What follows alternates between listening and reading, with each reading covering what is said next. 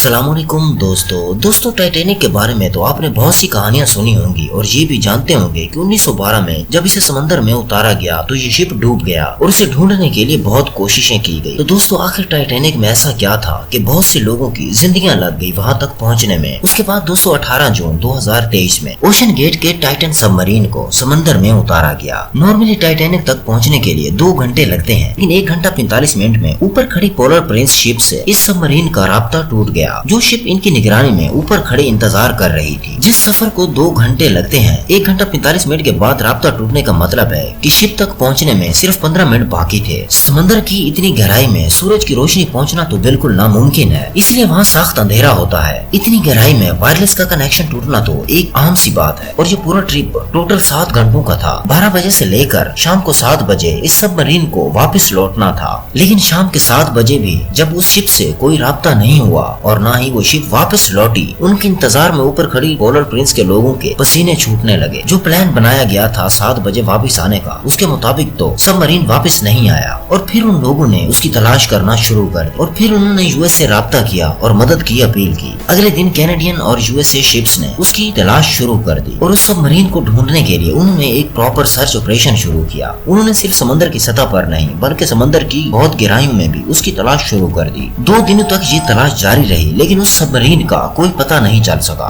क्योंकि इतनी तलाश के बावजूद भी वो ना मिला, तो अब सबमरीन को खो जाने का डर बढ़ता ही जा रहा था। क्योंकि सबमरीन में जितना ऑक्सीजन था वो 96 घंटे यानी 4 दिन का मौजूद था और अब तक तो 4 दिन में से 3 दिन तो गुजर चुके थे। लेकिन यूएसए और फ्रांस की रिसर्चर्स टीमों ने हिम्मत नहीं हारी और फिर अगले दिन आरओवीज को टाइटैनिक की तलाश में अगले दिन समंदर में उतारा गया। वहाँ पहुंचकर जो देखा गया वो वाकई दिल दहला देने वाला मंजर था। आरओवीज जब टाइटैनिक के मलबे तक पहुंच चुकी थी, उसने ओशन गेट के टाइटन की एक दुम का हिस्सा टाइटैनिक से 1600 फीट दूर पड़ा हुआ देखा। इसका मतलब है सबमरीन समंदर की गहराइयों का प्रेशर बर्दाश्त ना कर सकी और समंदर की गहराइयों में ही फट गई। इस खबर ने पूरी दुनिया में हलचल सी मचा दी है। ओशन गेट के टाइटन सबमरीन के सेफ्टी पर बहुत से सवाल उठाए गए कि शायद उसको सही बिल्ड नहीं किया गया। ओशन गेट के सीईओ जो खुद इस वाक़ये में अपनी जान गंवा बैठे हैं, उन्होंने कहा कि टाइटन को बनाते वक्त उन्होंने कुछ रूल्स तोड़े हैं। उन्होंने कहा कि इस शिप को स्टील से नहीं बल्कि एविएशन ग्रेड कार्बन फाइबर से बनाया गया। वो कुछ नए तजर्बात करना चाहते थे। स्टील की वजह से एविएशन ग्रेड कार्बन फाइबर का इस्तेमाल किया गया। पहली बार टाइटन को बिल्ड करने के बाद 5 से 10,000 PSI प्रेशर पर टेस्ट किया गया। लेकिन एक्सपर्ट का कहना है कि सबमरीन पे समंदर की गहराइयों में हजारों ताकतें पड़ती हैं। समंदर की गहराइयों में पानी का बहाव और चलती हुई लहरों का प्रेशर भी होता है। लेकिन समंदर की गहराइयों में इतना अंधेरा होता है कि हो सकता है कि कोई भारी पत्थर या कोई समुद्री मखलूक सबमरीन से टकराई हो, जिसकी वजह से वो फट गया। लेकिन सबमरीन के फटने की वजह ये भी हो सकती है कि उसे स्टील से बिल्ड नहीं किया गया और दूसरी वजह ये भी हो सकती है कि उसमें पहले से क्रैक्स मौजूद थे, जिसको बिल्ड करने में कुछ गफलत बरती गई और कुछ तकदीर में भी यही लिखा था। बहरहाल दोस्तों आज की वीडियो इतनी। अगर वीडियो अच्छी लगी है तो लाइक करें। मिलते हैं अगली वीडियो के साथ, तब तक के लिए अल्लाह हाफिज।